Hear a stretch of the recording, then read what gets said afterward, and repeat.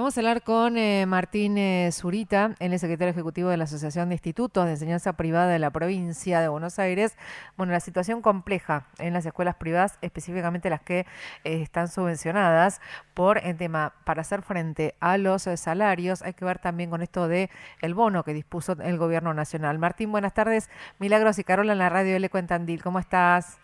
Hola, buenas tardes, Carola, buenas tardes, Milagro, ¿cómo están? Muy Bien, acá. bien. Bueno, Martín, ¿están analizando pedir ayuda al Estado para hacer frente?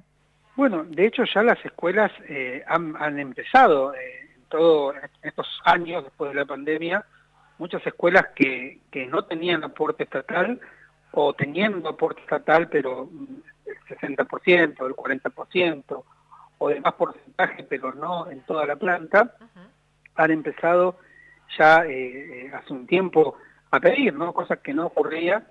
Hoy vos tenés en la provincia de Buenos Aires 6.300 escuelas privadas, de las cuales tenés 4.400 con aporte estatal, y hay más de 1.000 escuelas que están pidiendo aporte porque no tienen o tienen, pero necesitan recategorizar o necesitan cubrir su planta, ¿no? Y esto, de alguna manera, nunca había pasado y responde a una situación muy crítica que está atravesando el sector, donde nosotros realmente vemos que las familias están exhaustas, ¿no? De todos los meses llegarle una notificación con un aumento. Desde marzo a la fecha todos los meses hubo aumento de cuota y el año pasado, salvo un mes, ocurrió lo mismo, con lo cual venimos de 2 años intensos de familias que no pueden responder de la misma manera que lo hacen.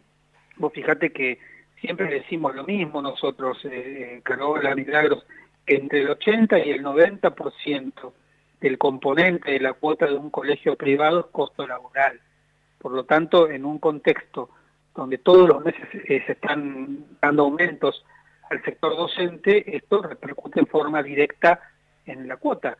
El problema es que no todas las familias reciben en sus ingresos la misma proporcionalidad de aumento, ¿no? Entonces Claro. ahí se presenta el desfase.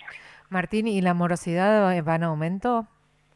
Claro, con toda esta situación que estamos atravesando, los índices de morosidad van en aumento. O sea, cada mes que pasa vemos que la morosidad aumenta, que muchas familias se acercan a explicar su situación, ¿no? Porque los aumentos son incesantes y realmente nosotros estamos como en el medio, ¿no? Porque vos pensás lo siguiente, desde marzo hasta hoy, las cuotas de los colegios privados aumentaron 93%. Sí. Siempre hablando de los colegios con aporte estatal, que fue lo que nos autorizó el gobierno. Ujú. Pero los salarios aumentaron un 103%. Y la inflación, desde el principio de año hasta ahora, se calcula en un 80%. Ujú. O sea, vos tenés salarios por encima de la inflación, tenés cuotas por debajo de lo que nosotros tuvimos que aumentar, o sea que la frazada también para nosotros es corta, porque nosotros si no trasladamos los valores, realmente se nos complica mucho la administración del día a día. Y de hecho te digo, hay muchas escuelas que no lo pueden trasladar porque la comunidad no lo puede pagar. Pero eso Claro. se transforma en un problema, porque vos tenés dos tipos de escuelas, las que tienen una espalda para poder aguantar esto, ¿no? Que tienen más antigüedad, que tienen más cantidad de alumnos, etcétera, y tenés aquellas escuelas que no lo pueden, o sea, si no trasladan, realmente el tema es empezar a deber a la FIP, empezar a deber al IPS, empezar, o sea, deuda, esta frazada corta. Entonces, ese es el problema que hoy tenemos en el sector. Hoy por hoy, o sea, la urgencia es cubrir los salarios. Hoy la urgencia es cubrir los salarios, en un contexto donde no sé en cuántos sectores ocurre que de un mes al otro, por ejemplo, de este mes al mes que viene, nosotros tenemos que pagar un 25% de aumento salarial e inclusive el bono en el medio, que si bien las escuelas que tienen aporte estatal, a los docentes que tienen aporte, el Estado les da ese dinero del bono, Ujú. pero vos tenés un montón de escuelas, 2.000 escuelas que no tienen ningún tipo de aporte, que no reciben ese dinero, y también tenés un montón de escuelas que con aporte tampoco tienen todos los cargos. Entonces, al 25% de aumento que vos tenés que pagar el mes que viene con los sueldos de septiembre, también le tenés que sumar el bono. O sea, ¿en qué empresa se banca de un mes para otro un aumento en sus costos laborales de este calibre sin trasladarlo a la cuota, ¿no? O sea, y esta es la gran paradoja, ¿no? Si lo trasladamos todo a la cuota, muchas familias no lo pueden pagar, muchas comunidades no lo pueden pagar. No te digo la totalidad, porque hay 6.300 escuelas, es una heterogeneidad muy importante. Sí. Pero hay muchísimas familias que hoy están impedidas y muchas escuelas de trasladar este costo laboral a la cuota, y bueno, y así están los problemas que tenemos, ¿no?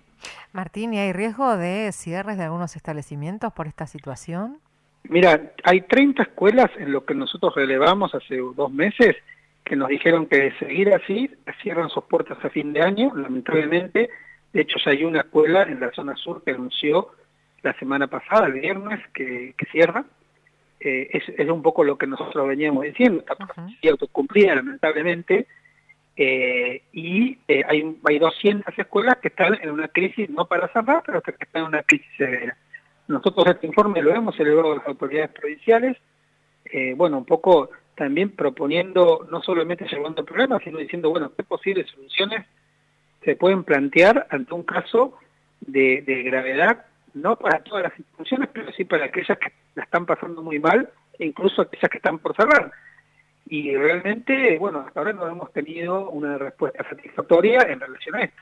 ¿Por dónde pasarían esas posibles soluciones como para la contingencia?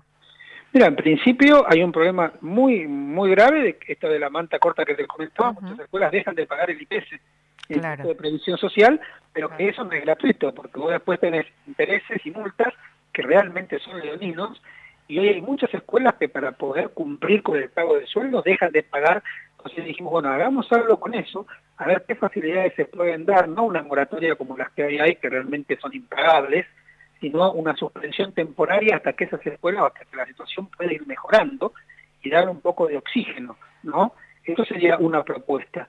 Lo mismo con los embargos de AFIP. Muchas escuelas que no pueden alcanzar a pagar el 931 tienen embargo de AFIP.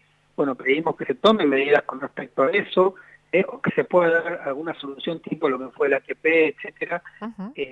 Como bueno, a veces se habla en esto del bono de la recuperación en lo que es el 931 posterior. Pero para las escuelas privadas la mayoría no pueden recuperar, porque hay muchas que son fundaciones, hay muchas que son asociaciones, por sus características legales, no entran en esto que dice el gobierno, que también lo del gobierno es pagar hoy y después yo te devuelvo algo, ¿no? Y la verdad que si no lo tenés para pagar hoy, ¿cómo te van a devolver lo que no tenés para pagarlo?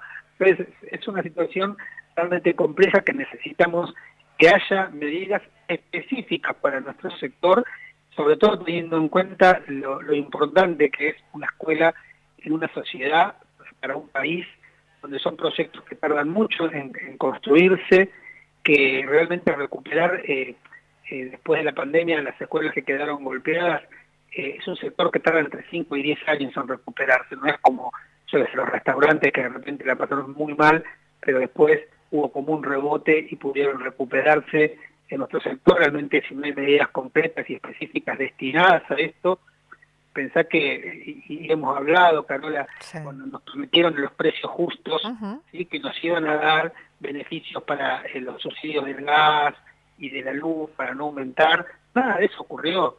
O sea, interpretativamente, a pesar de que AIEPA y la Junta Nacional de Enseñanza Privada se opusieron a esta medida, la hicieron, fue una medida que no ayudó ni a las familias ni a las escuelas.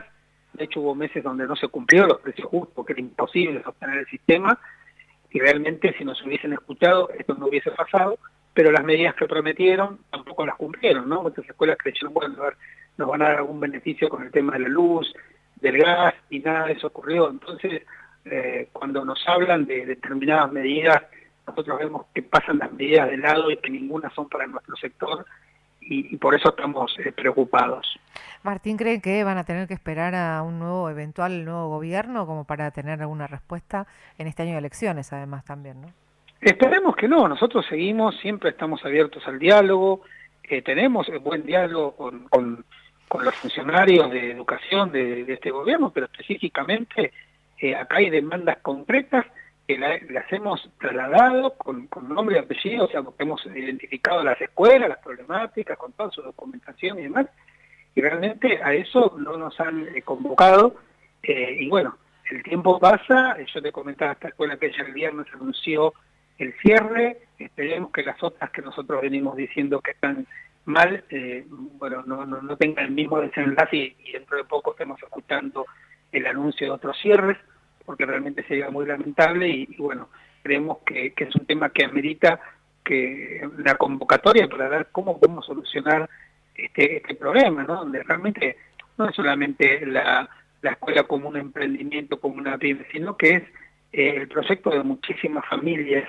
que envían a sus hijos a estas escuelas y que ya tienen una vida social y educativa estructuradas sobre el eje del proyecto, ¿no? Ujú. Entonces acá hay muchas cosas más que creo que son importantes tener en cuenta para tratar estas dificultades.